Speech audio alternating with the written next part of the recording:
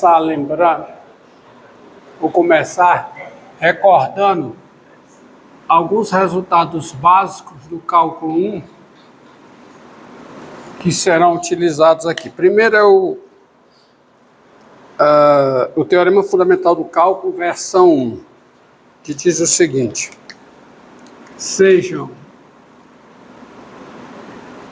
I contido em R um intervalo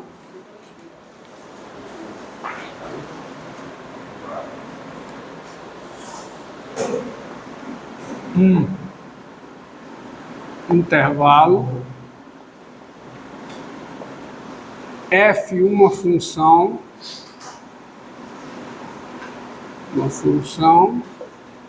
e A um número real no intervalo I, tá? Se F é contínua,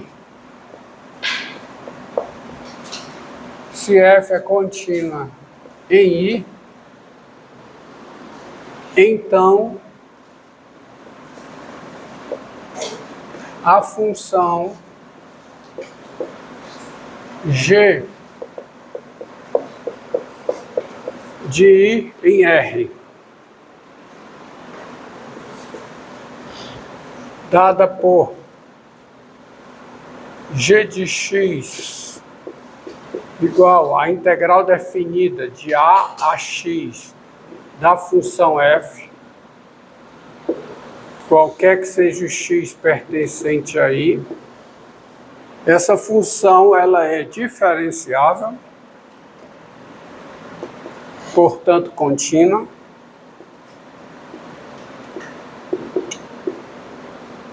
e a derivada de G em X é o valor da função F em X para todo X pertencente a I, tá?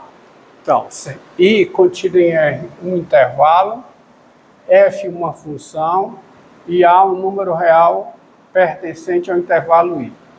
Se a função F é contínua em I, então a função G de I em R, dada por, essa função está bem definida, porque a F é integrável no intervalo AX, qualquer que seja X pertencente a I.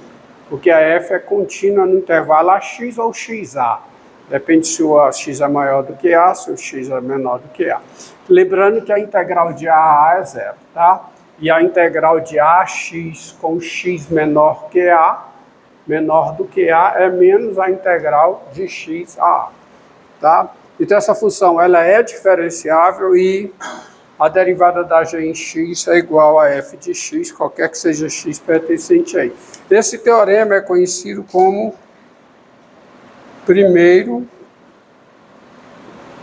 teorema fundamental do cálculo.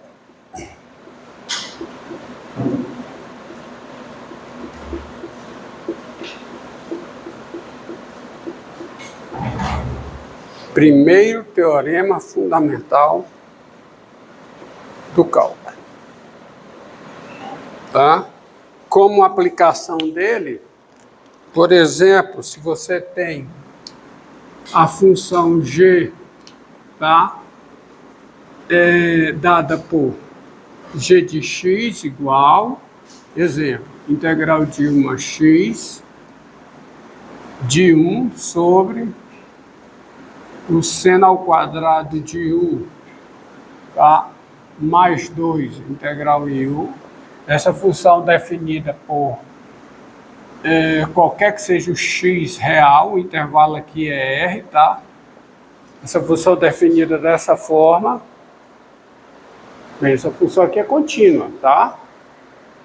Contínua em toda a reta. Então essa função está definida em toda a reta. Seno ao quadrado de 1 mais 2 é diferente de zero, qualquer que seja o real. Então, se você tem essa função definida para todo x real, qual é a conclusão? Qual é? É que G é diferenciável,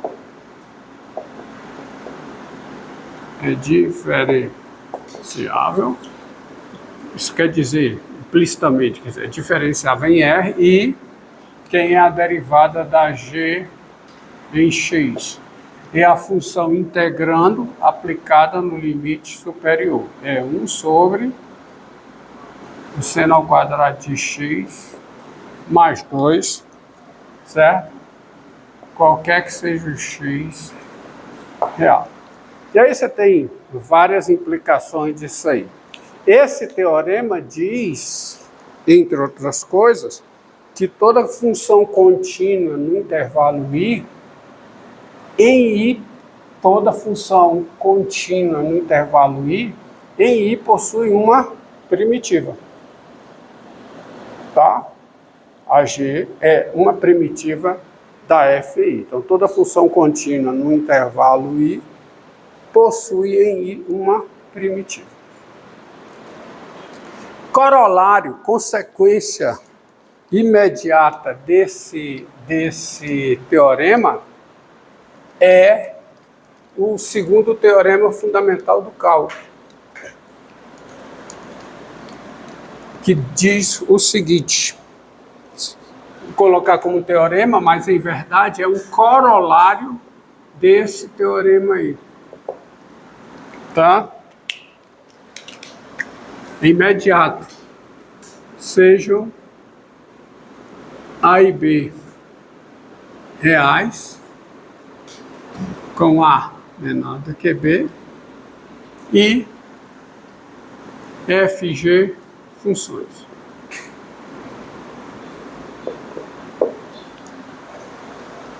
Bem, se F é contínua no intervalo fechado AB, sendo F contínua no intervalo fechado AB, F possui uma primitiva, certo? Se F é contínua no intervalo fechado AB e G é uma primitiva,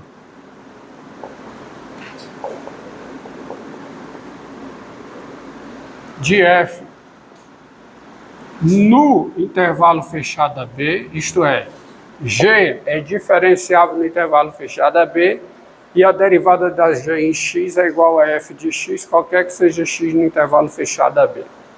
Quer dizer, se você tem isso como hipótese, então a integral definida de A a B da função F é igual a G de B menos G de A. Tá? Basta G ser uma primitiva. Uma função, ela, no intervalo, ela possui, uma função contínua, em qualquer intervalo, ela possui infinitas primitivas. Mas todas diferem entre si por constantes. Duas primitivas de uma função no mesmo intervalo, diferem nesse intervalo por uma constante. Ou seja, se você conhece uma primitiva de uma função no intervalo, você conhece todas, tá? Tá bom? Então, se F é contínua em AB e G é uma primitiva de F em AB, então a integral definida da F no intervalo fechado AB é G de B menos G de A. Eis a razão das técnicas de integração, porque se você tem uma primitiva conhecida, uma primitiva que você sabe manipular muito bem, você tem o valor exato da integral definida. Nem sempre você tem essa primitiva manipulável algebricamente conhecida, ou seja, dada em termos de funções, de um conjunto de funções que você já conhece, tá? Dada em termos de uma função pertencente a um conjunto de funções que você já conhece. Mas se você tem isso, você, beleza, isso aí dá, esse é o valor exato. Por exemplo, tá? Por exemplo, a integral, tá? De 0 a 1 de x3 menos 2x, a integral em x, quem é? Quem é essa integral? Basta você ter uma primitiva.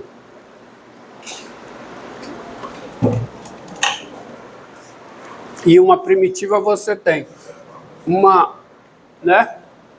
primitiva em R de x3 menos 2x, que é x4 sobre 4 menos x2.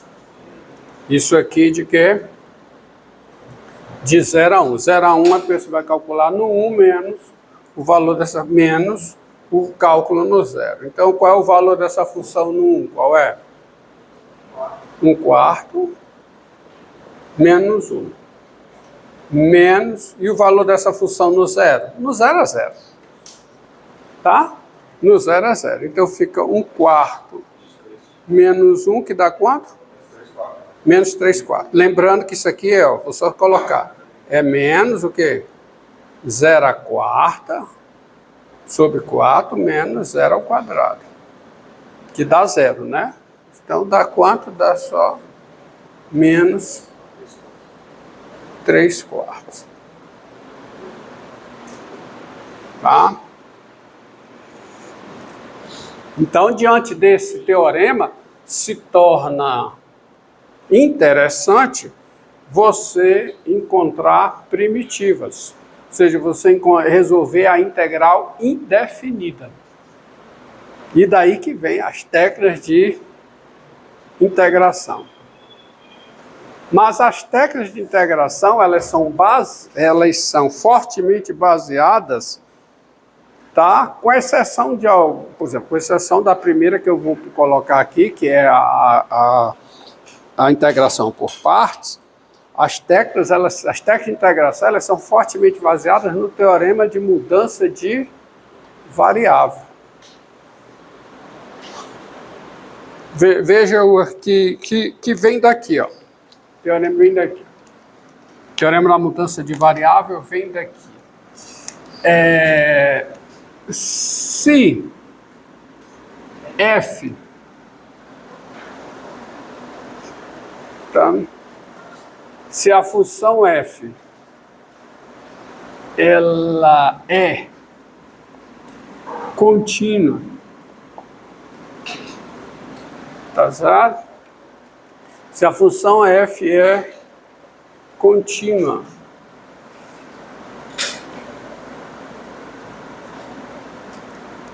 a função g é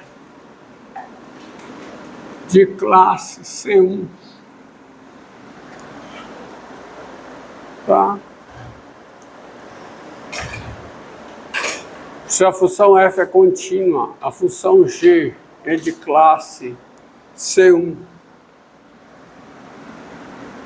e f seria uma integração. A mudança de variável. As técnicas de integração, elas são baseadas na mudança de variável, que é um teorema, tá? Que é uma proposição. Se f é contínua, g de classe C1 e f é uma função,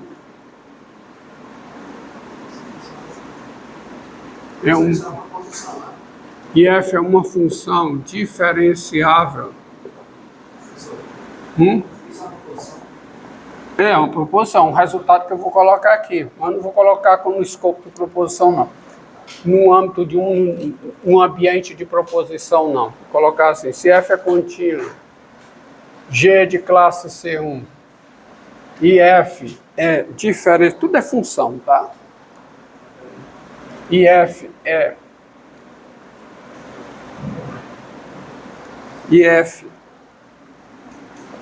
diferenciável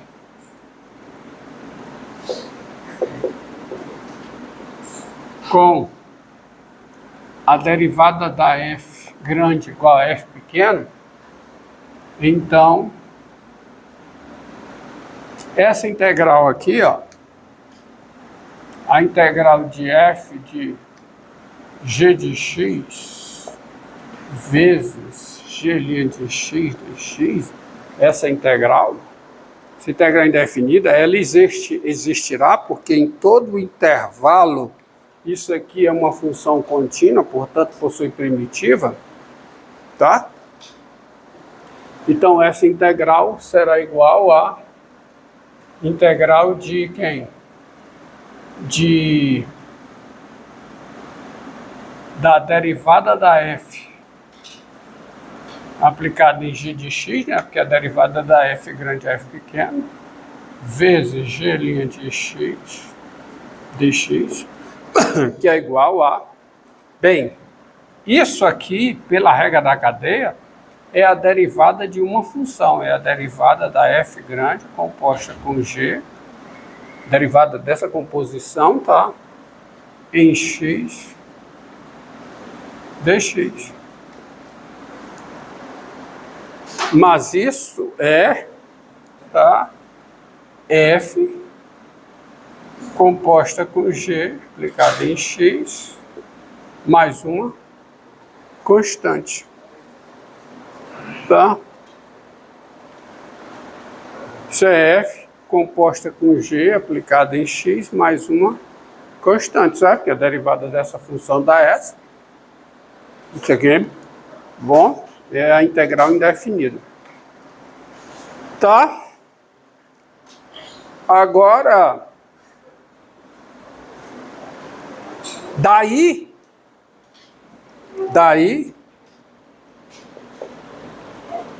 com u igual a g de x, tá? Tens, abusando da notação, u du, tá? Tem-se o seguinte, ó.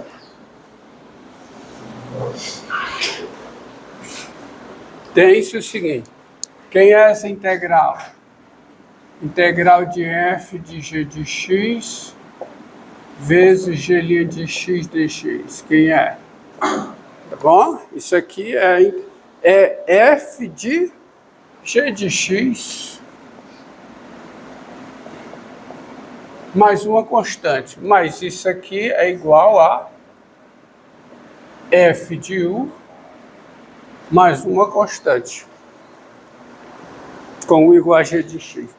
Mais f de u é a integral de quem?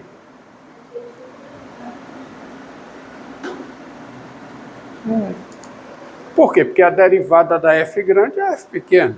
Então, a integral da f pequeno é a f grande. Isso dá, quer dizer, se você olhar para cá, se você olha para essa igualdade, isso dá o seguinte: com essa integral, você tem, ó, você faz a mudança de variável. Isso aqui é o u, né? E isso aqui você pode pensar como sendo o que? U du, abusando da notação. Porque du dx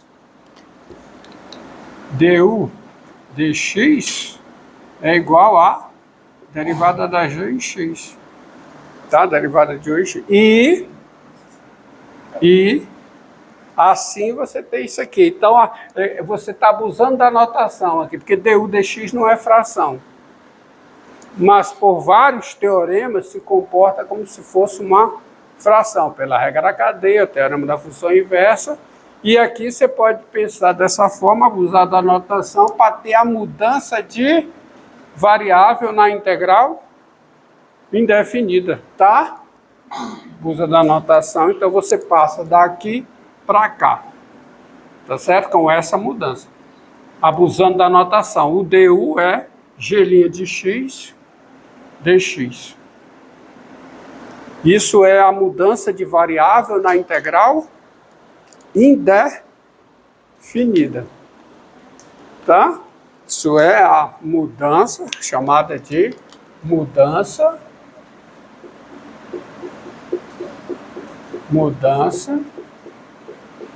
de variável. Pode mudar aí, variável na... Já deu 20 minutos.